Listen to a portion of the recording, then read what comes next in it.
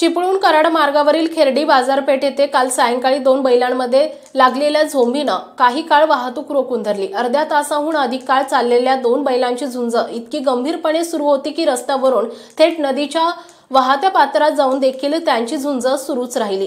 दरम्यानच्या काळात एक दुसऱ्यावर भारी पडला आणि अखेर हे युद्ध थांबलं। मुक्या प्राण्यांच्या या युद्धाचा थरार म्हणजे अस्तित्वाच्या लढाईसाठी पराकोटीची लढाई कशी केली जाते हेच बघणाऱ्या प्रत्येकाच्या मनात आलं असेल यात शंका नाही।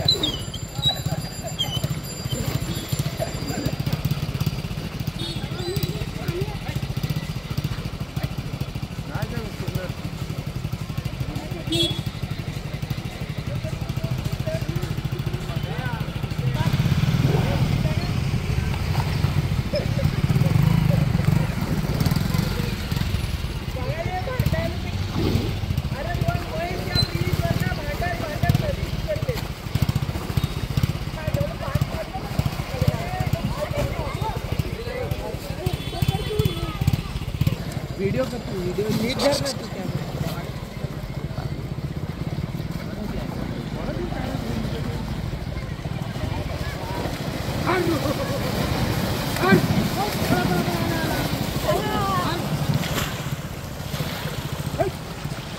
जनशक्तीचा बुलंद आवाज म्हणजेच रत्नागिरी खबरदार।